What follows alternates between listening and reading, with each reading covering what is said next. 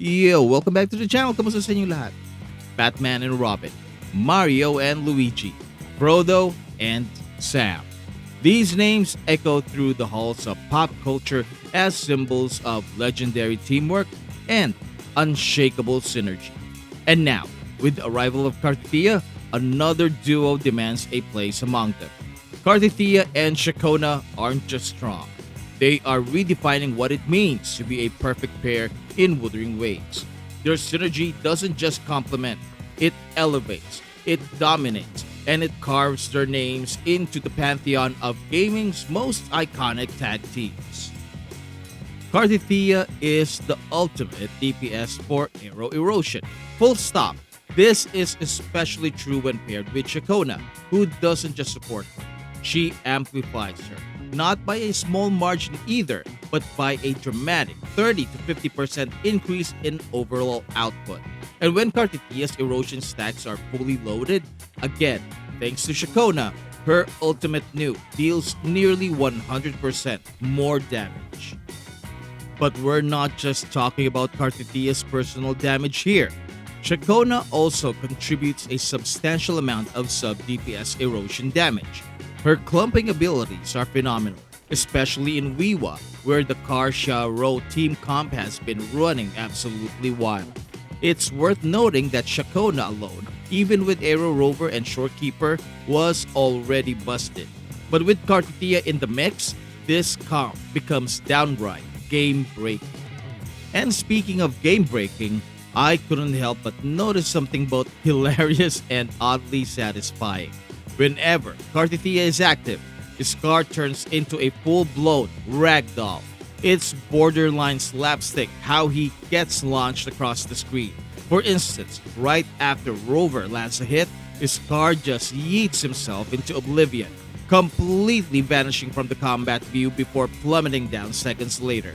Sadly, the game doesn't reward you with fall damage, but the spectacle alone is worth the watch. That said, let's talk about Aero Rover for a second.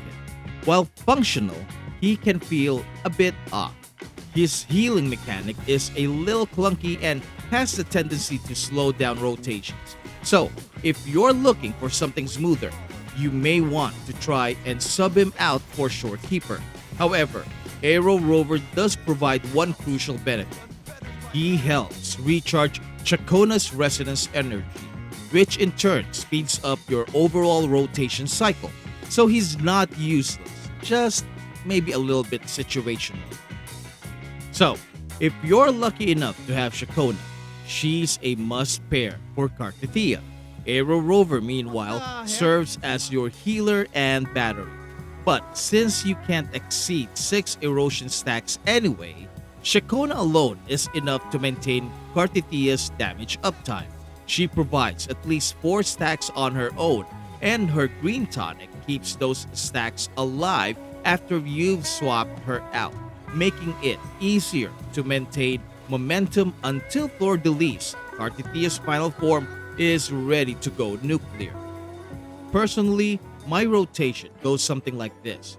Start with Cartethia's Resonance Skill and Echo, or do a quick 4-hit combo just to get her cooking.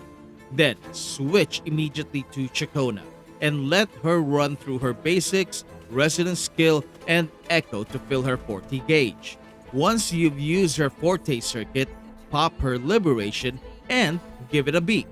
Then back to Cartethyia, build up her Sword Shadows, then cast her Forte circuit and swap into Fleur de Lis immediately.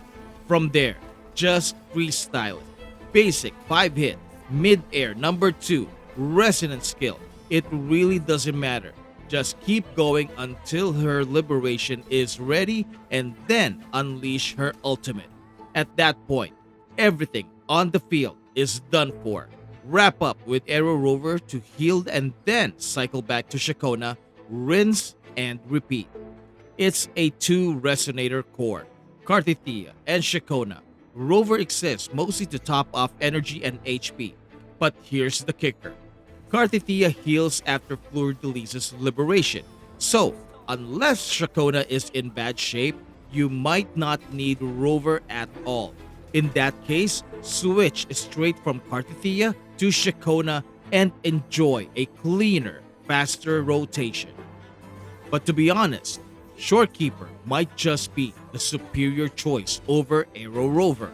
Her powerful crit buffs significantly amplify Cartethia's on-field damage potential, and when paired with Ciaccona, the resulting synergy is nothing short of breathtaking. Shorekeeper strips away the clunky mechanics Aero Rover brings to the table and replaces them with a streamlined, fluid gameplay experience that enhances, rather than interrupts, the core synergy between your primary damage dealers. So, does this synergy outperform Jiyan? After running both teams and testing them, my answer is yes. Maybe not by a ginormous margin, but it is a resounding yes. Jiyan is still relevant, he's not obsolete, and he shines in certain situations. No hate to him or his fans, including myself. But if we're being objective, Cartethyia and Ciaccona currently outdamage him. That said, Jiyan doesn't yet have a dedicated 5-star support like Ciaccona. When Juno comes out, things could shift. To put things into perspective, Cartethyia and Ciaccona are to Aero Erosion what Carlotta and Sheshi are to Glacio, a gold standard for elemental synergy. In my WUWA test runs, this powerhouse Aero duo consistently cleared 7 mob batches with impressive speed and efficiency, mirroring the performance of Carlotta and Sheshi. By comparison, Jiyan and Mortifi typically manage to clear 6. Now, while one extra mob might not sound like a big deal on paper, in a game of tight rotations and scaling DPS windows, it's a meaningful difference, especially when you're optimizing for time or leaderboard efficiency. And in the TOA, Cartethyia and Ciaccona can finish 6 seconds faster. And I am talking about a level 80 Cartethyia who hasn't maxed out her skills and doesn't have her best in slot weapon. But to be fair, Jiyan still doesn't have a proper Aero aligned 5-star buffer like Ciaccona is to Cartethyia, so his ceiling has yet to be truly explored. There's definitely hope that with the right support, he could climb back into the top tier, but as it stands, Cartethyia and Ciaccona have raised the bar. Another observation worth highlighting is how cohesive and responsive the Aero Erosion archetype feels, especially when compared to the more chaotic nature of Spectral Frazzle. In my experience, Sunny didn't quite click, and while Phoebe shows promise as the main DPS for Spectral Frazzle, the overall execution feels a little clunky, like 2 hyper carries pulling in opposite directions. In contrast, Cartethyia and Ciaccona offers a deeply satisfying rhythm and synergy that just works. Their Aero Erosion damage output is not only consistent, but also surprisingly easy to trigger and maintain. Much of this likely comes down to how seamlessly Ciaccona sets up Cartethyia's bursts, making the gameplay loop feel intuitive rather than forced. Instead of fighting for screen time, they play into each other's strengths, creating a fluid and effective duo that feels purpose-built from the ground up. Bottom line is, Cartethyia isn't just phenomenal, she's transformative. Her synergy with Ciaccona doesn't just enhance Aero Erosion, it redefines its ceiling.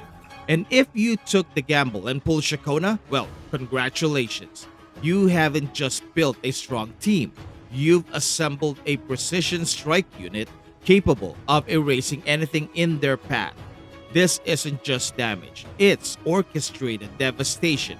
Together, Cartethyia and Ciaccona turn every battle into a masterclass in control, flow, and overwhelming output.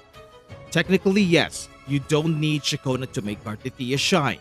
But if you value peak performance, you want her.